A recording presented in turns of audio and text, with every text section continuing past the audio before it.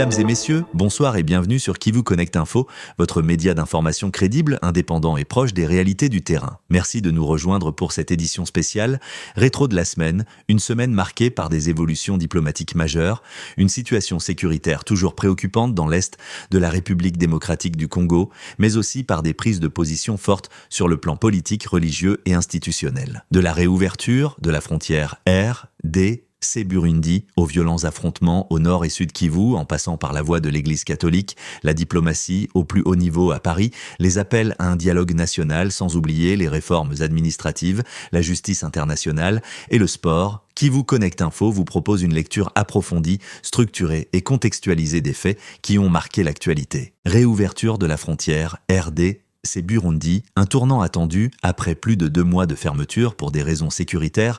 La frontière entre la République démocratique du Congo et le Burundi a officiellement rouvert au poste frontalier de Kamenvira, côté congolais, et de Gatumba, côté burundais. Cette fermeture, décidée à la mi-décembre 2025, faisait suite à la reprise temporaire de la ville stratégique d'Uvira par les rebelles du M23. Cette situation avait semé la panique dans la région et conduit les autorités burundaises à suspendre le passage transfrontalier pour des raisons de sécurité. Le retrait des groupes armés d'Uvira, le 18 janvier 2026, a permis la tenue d'une évaluation conjointe entre les autorités congolaises et burundaises. Cette analyse sécuritaire a conclu à une réduction significative de la menace, ouvrant la voie à la reprise progressive des échanges. L'ouverture effective de la frontière est intervenue le lundi 23 février 2026 avec des horaires fixés de 5h à 17h. Une cérémonie officielle s'est ensuite tenue le mercredi 25 février, présidée par le vice-premier ministre et ministre de l'Intérieur Jacques Chabani. Ce geste fort s'inscrit dans la volonté du gouvernement congolais de rétablir pleinement l'autorité de l'État,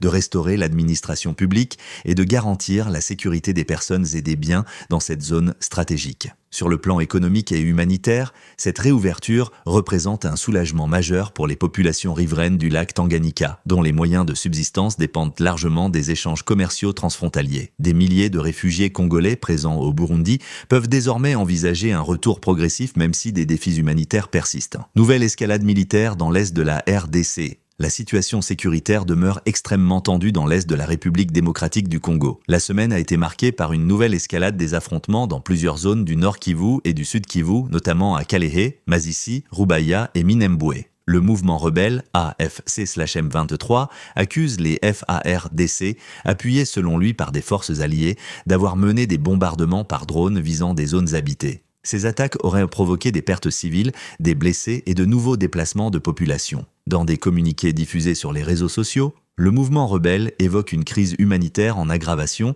et dénonce ce qu'il qualifie de violation répétée du cessez-le-feu. À ce stade, aucune confirmation indépendante n'a permis d'établir avec précision l'ampleur des dégâts ni le nombre exact de victimes. De leur côté, les autorités congolaises rejettent ces accusations et imputent de la responsabilité de l'escalade aux groupes armés actifs dans la région.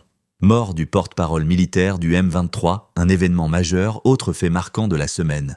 La mort de Willy Ngoma, porte-parole militaire de l'AFC/M23. Il a été tué lors d'une frappe de drone près de Rubaya, dans le territoire de Masisi. Pour la première fois, le mouvement rebelle a officiellement confirmé ce décès dans un communiqué publié à Goma. Il accuse les autorités de Kinshasa d'avoir violé le cessez-le-feu et promet que cet acte ne restera pas sans conséquences. Cette disparition constitue un tournant symbolique et stratégique dans le conflit, alors que les combats se poursuivent sur plusieurs fronts et que la population civile continue de payer un lourd tribut. La voix de l'Église catholique face à la crise.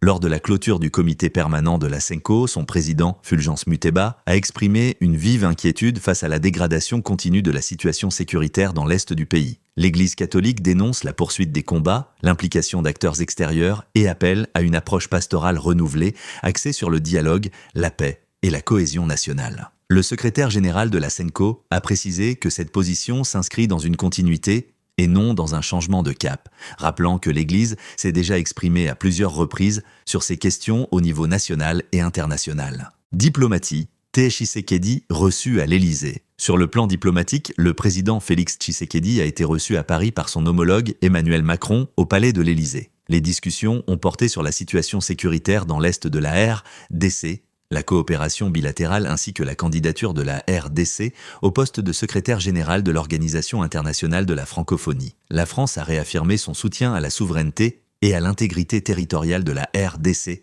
dans un contexte régional particulièrement sensible. Martine Fayulu est l'appel à un dialogue national face à l'insécurité persistante et aux tensions politiques. L'opposant Martin Fayulu a plaidé pour un dialogue national inclusif, intégrant l'ensemble des forces vives de la nation. Selon lui, seule une démarche sincère, transparente et représentative peut permettre de restaurer la cohésion nationale et de poser les bases d'une paix durable.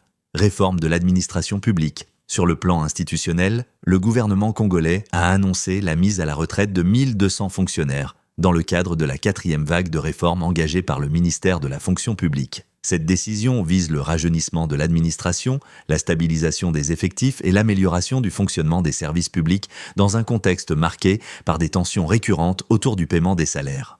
Sport, FECOFA, le compte à rebours est lancé sur le plan sportif. La Fédération congolaise de football association s'apprête à tourner une page décisive. Le comité de normalisation dirigé par Belinda Luntadila a rendu public le calendrier électoral. L'élection du nouveau président de la FECOFA est prévue pour le 11 avril 2026. Plusieurs candidatures sont évoquées dans un contexte où les attentes sont fortes pour redonner au football congolais son rayonnement sur les scènes africaines et internationales. Mesdames et messieurs, ainsi se referme cette rétrospective de la semaine sur Kivu Connect Info. Entre espoir de stabilisation, défis sécuritaires persistants et initiatives politiques et diplomatiques, l'actualité nous rappelle l'importance d'une information rigoureuse et responsable. Merci de nous avoir suivis. N'oubliez pas de liker, commenter et partager cette édition. Restez connectés et à très bientôt pour une nouvelle édition de Kivu Connect Info. Bonne fin de semaine à toutes et à tous.